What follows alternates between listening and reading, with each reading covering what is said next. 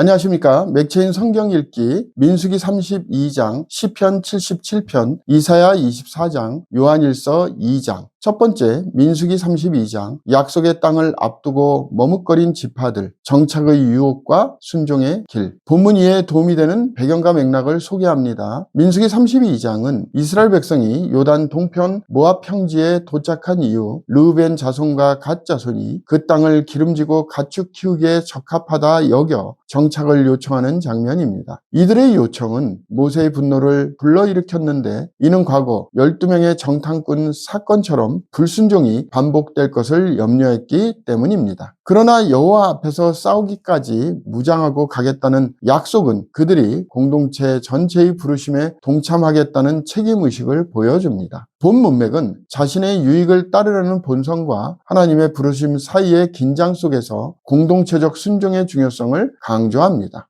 본문의 중요 구절을 소개합니다. 민수기 32장 20절 21절. 모세가 그들에게 이르되 너희가 만일 이 일을 행하고 무장하고 여호와 앞에서 가서 싸우되 너희가 다 무장하고 여호와 앞에서 요단을 건너가서 여호와께서 그의 원수를 자기 앞에서 쫓아내시고.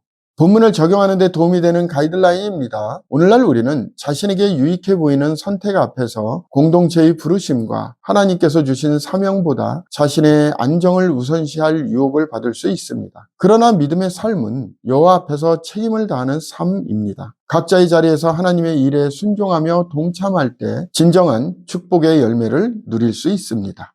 두 번째, 시편 77편, 기억을 통해 회복되는 신뢰, 절망 속에서 하나님의 역사를 되새기다. 본문 이해에 도움이 되는 배경과 맥락을 소개합니다. 시편 77편은 아삽의 시로 고통과 절망 속에서 하나님께 부르짖는 탄식으로 시작합니다. 그러나 시인은 중반부터 과거에 베푸신 하나님의 구원 역사를 기억하며 특히 출애굽 사건을 떠올리며 다시금 하나님의 인도하심을 신뢰합니다. 기억하다는 표현이 반복되며 기억은 신앙 회복의 도구로 강조되고 있습니다. 이 시편은 감정의 절망에서 믿음의 고백으로 나아가는 구절을 지니고 있습니다.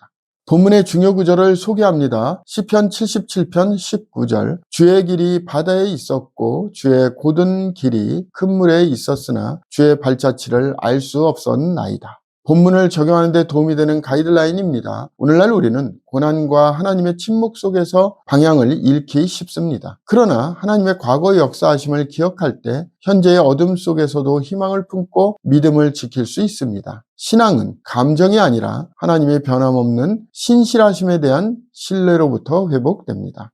세 번째, 이사야 24장, 심판의 날과 남은 자, 만국을 향한 하나님의 거룩한 진노. 본문 이해에 도움이 되는 배경과 맥락을 소개합니다. 이사야 24장은 이사야 묵시록이라 불리는 24장에서 27장의 서두로 이스라엘과 유다를 넘어 온 세상에 임할 보편적 심판을 예고합니다. 높고 낮은 자, 제사장과 백성 모두가 심판을 피할 수 없으며 이는 언약을 어기고 하나님의 율례를 무시한 죄악 때문입니다. 그럼에도 불구하고 하나님께 찬송을 돌리는 남은 자들이 등장하며 이들은 하나님의 구속계획 안에 있는 소망의 존재들입니다. 이 장은 종말의 심판과 함께 구원의 약속도 동시에 제시하고 있습니다. 본문의 중요 구절을 소개합니다. 이사야서 24장 5절. 땅이 또한 그 주민 아래에서 더럽게 되었으니 이는 그들이 율법을 범하며 율례를 어기며 영원한 언약을 깨트렸음이라. 본문을 적용하는 데 도움이 되는 가이드라인입니다. 오늘날 우리는 하나님의 공의로우신 심판을 잊고 은혜만을 강조하며 살아가기 쉽습니다. 그러나 하나님께서는 반드시 죄를 심판하시는 분이시며 그 안에서 남은 자로 살기 위해서는 언약에 충실하고 성결한 삶이 필요합니다. 마지막 때를 준비하는 성도는 심판과 구속을 동시에 바라보는 믿음을 가져야 합니다. 오늘의 마지막 본문 요한일서 2장, 세상의 유혹과 참된 빛 가운데 행하는 삶. 본문 이해에 도움이 되는 배경과 맥락을 소개합니다. 요한일서 2장은 하나님의 계명을 지키며 사는 것이 곧 하나님을 아는 증거임을 분명히 밝힙니다. 세상을 사랑하지 말라는 권면은 육신의 정욕과 안목의 정욕, 이생의 자랑이 다 하나님께로부터 온 것이 아니기 때문입니다. 또한 기름 부음은 성령을 가르치며 성도들이 진리 안에서 거하고 거짓 교사들로부터 자신을 지킬 수 있도록 돕는 하나님의 은혜임을 강조합니다. 종말론적 존재인 적그리스도의 등장도 언급되며 이는 분별의 필요성을 부각시킵니다. 본문의 중요 구절을 소개합니다. 요한일서 2장 15절 16절 이 세상이나 세상에 있는 것들을 사랑하지 말라. 누구든지 세상을 사랑하면 하나님의 사랑이 그 안에 있지 아니하니 이는 세상에 있는 모든 것이 육신의 정욕과 안목의 정욕과 이생의 자랑이니 다 아버지께로부터 온 것이 아니요 세상으로부터 온 것이라.